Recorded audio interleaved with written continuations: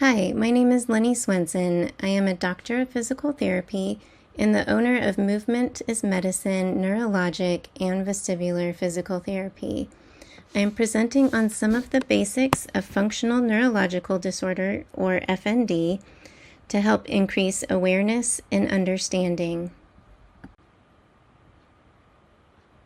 FND is considered a software problem of the brain, meaning the brain's connections within itself and its communication with the body are impaired.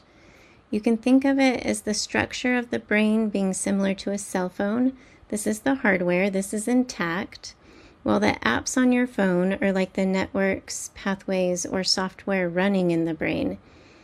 Imaging, like an MRI, is generally used with the purpose of looking at the structure of the brain and not the software or communication pathways. This can lead to invalidating experiences in the healthcare system when you know there's something wrong, but all of the tests or imaging come back looking normal.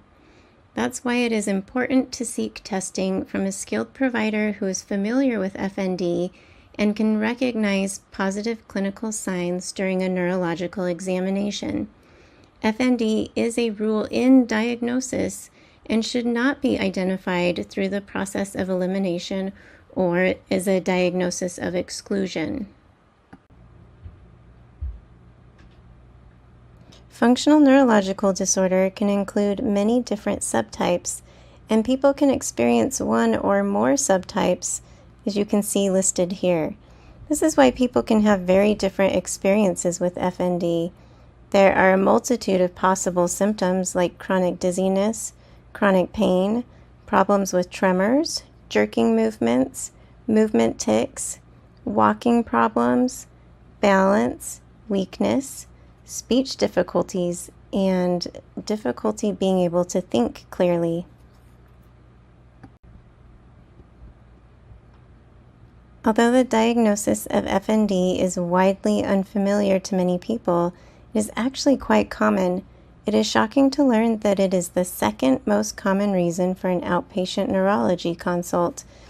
It occurs in a very wide range of ages and tends to affect women more than men.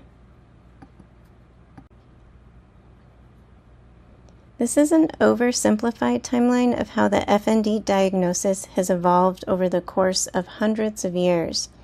The name of the diagnosis for each period was based on the level of understanding at that time. Just at a glimpse, you may already be sensing the strong stigma that has been carried forward with this diagnosis. Feel free to pause the video and look over the timeline.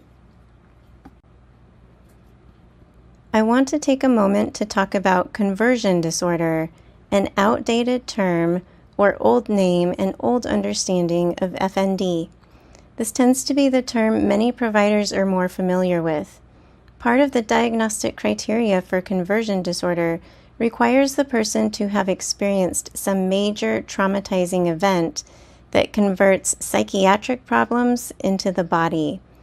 While psychological trauma can make one more likely to develop FND, it is not part of the diagnosis. The majority of people with FND do not have the history of trauma. Specialized brain imaging used in research also supports FND as a diagnosis that is neurologic in nature. As the understanding of FND grows within the healthcare field, it is my hope that the term conversion disorder and the misconceptions tied to it fade away. Some people may view the terminology or different naming mechanisms as simple semantics. There are many problems involved with not having an up-to-date understanding of FND.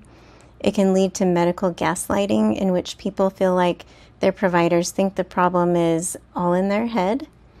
An evidence-based care team for FND should include a neurologist, rehab providers like physical therapists, and psychotherapists. Psychotherapy can play a helpful role in reframing unhelpful thoughts or behaviors that may not be serving you in the rehab process. If a person does have any psychiatric conditions, it is also important to have these well managed during and after treatment. People with FND are deprived of necessary care when FND is assumed to be purely psychiatric in nature. I appreciate you watching my video, and I hope you learned something new and can share what you learned. Here are my references. Feel free to pause the video to review them.